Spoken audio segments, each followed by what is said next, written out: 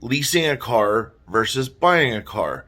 Looking forward to your responses. Justin, my man, good question. Matter of fact, great question. I love this.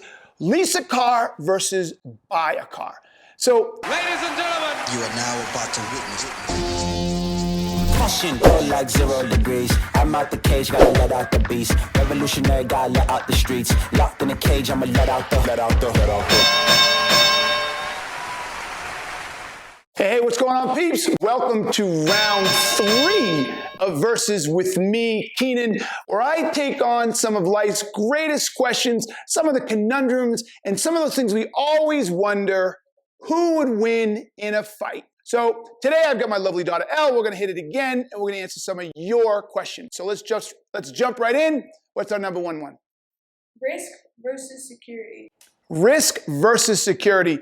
Look, I see way too much of this. People weighing risk versus security. And to be perfectly frank, I don't think we're looking at it right. I think most times people see risk where it doesn't exist because they think that security is a thing. They think by not moving, by not changing, by doing the same thing, by going with what they know, by staying focused and staying in their little box, that is secure. That's what they literally think. They think there is such a thing as security. Well, there isn't. So it really shouldn't be a question about risk versus security. It really should be a question about how much risk we incorporate into our lives. So hands down, risk wins in a 2-minute knockout. He's out like a light. Risk crushes security. The question you really should be asking yourselves is how much risk do you incorporate into your life? Because there is no such thing as security, and you have to stop thinking there is. That's why life passes you by. That's why you miss opportunities. That's why people literally find themselves out of work and they're surprised, out of money and they're surprised. Things happen to them and they're surprised because they think they're doing the safe, secure thing because they think there's no risk. There is always risk. The question is, how much risk are you willing to endure to get you to where you want to go to achieve the goals you want? So risk, hands down. Risk crushes security every single time. Jeep versus new Bronco. Oh, Jeep versus new Bronco. I should put a picture of my Jeep in here. This is a no-brainer. I'm a huge Jeep fan. Now, I will say, if you have not seen the new Bronco commercials, that is some dope marketing. They really had me second-guessing the fact that I've got this Jeep, and I'm like, oh, man, that Bronco looks good. Look, I like a couple things in the new Bronco, right? I like the fact, well, I thought it came standard with 35-inch wheels, but I do not believe it does because I saw one the other day, and I was very unimpressed.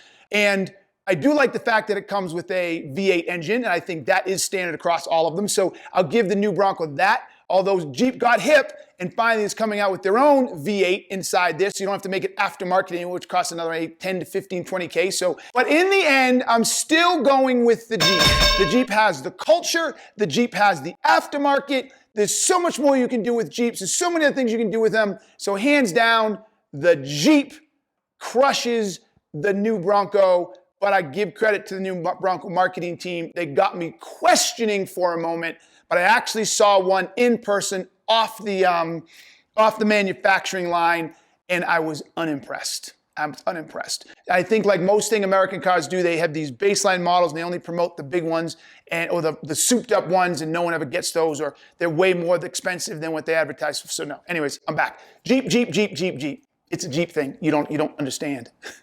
Hey, Keenan, all right, I got mine for you. Grow your business or do just enough business? Grow your business versus do just enough to keep it going. Listen, this is kind of like the risk security thing. You can't just keep your business the way it is, because if you're focused on delivering X value, if you're focused on growing a business that your customers get the maximum value out of, whether that's through customer service, whether that's through product innovation, whether that's through delivery, like it really just depends, then you have to grow the business. Like just by focusing on improvements, by default, you are going to grow the business. Now, does it mean grow the business? Now, you could ask the question, does it mean grow the business organically versus taking in funds versus being aggressive in growing the business versus taking a metered approach to growing the business? Again, that's really the question you want to ask. Because in my opinion, there's no such thing. There is no such thing as just keeping the business as it is, because the product's going to suffer, your customer's going to suffer, the customer experience is going to suffer. You can't do it. If you care about your business, you care about your products, you care about your services, and you care about delivering the best possible outcomes, then by default, you're going to grow. So hands down, ding, ding, like Grow your business. Grow your business. Beach versus mountains. Beach versus mountains. I'm looking out my window right now and it's dumping and it's March. So I'm going to tell you right now, it's the mountains. The minute that snow stops, I'm like, okay, let's get to the beach. And you guys know I'm out in California, Manhattan Beach, and I'm living on the beach. So for me personally, this is a no-brainer. This is a 12-round draw. 12-round draw. It's a tie because in the summertime, I spend the time on the beach. In the wintertime, I'm skiing. What I will tell you is there's no other place I'd rather be. I'm either on the beach or I'm in the mountains. Nothing else comes close. You get so much out of both. Like I know some people in Colorado love it here in the summer, and they do the whitewater rafting and the hiking and the mountain biking and all that. I get it. But for me, it's a draw. Beach in the summer, mountains in the winter. End of discussion. Hey, Keenan, John Blake here. Do you like full cycle AE or an SDR to an AE? Okay, John, great question. There's been a lot of conversation around this lately, like the idea of, do you just hire an AE who does all the prospecting, they bring in the inbound, they handle the inbound, they bring in the outbound, then they bring it all the way to close, bring it through the entire sales process, right? It's contract, etc. Versus an AE who does all the prospecting, deals with the inbound, and then passes it over to the AE. To me, it's the two.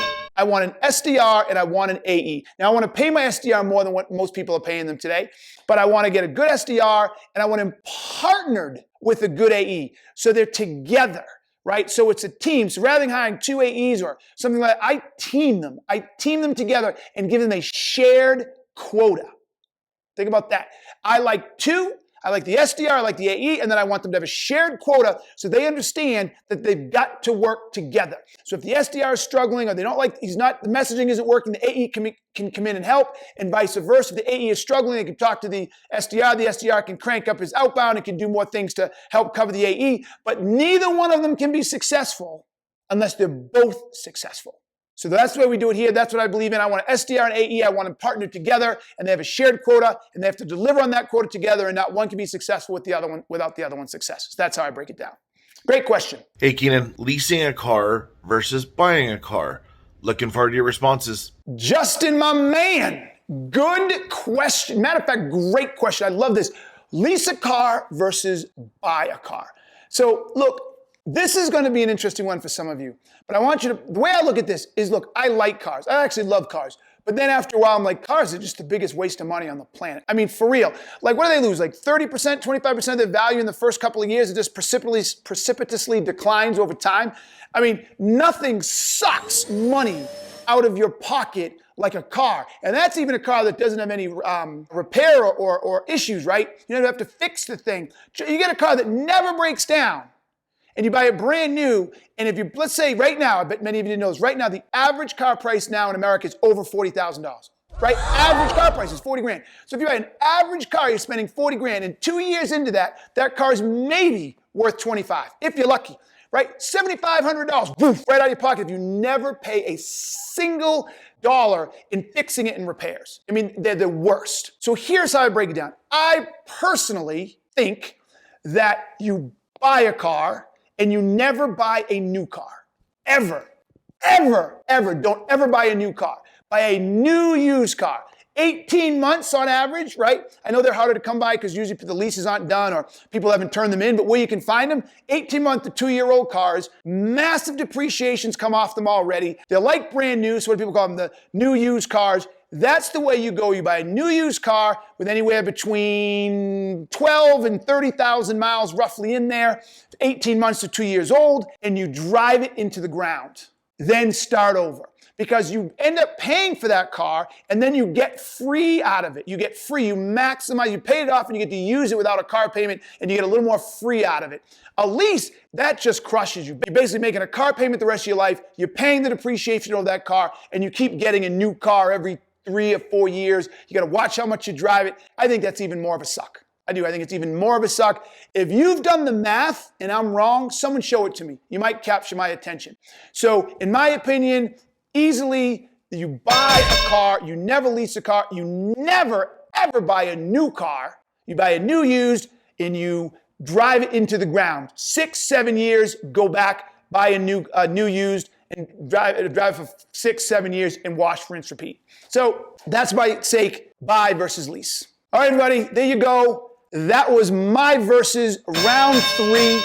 Thank you for showing up. I really appreciate it. Send me your questions. If you got a question on what you want to understand, what would win, I'll answer it.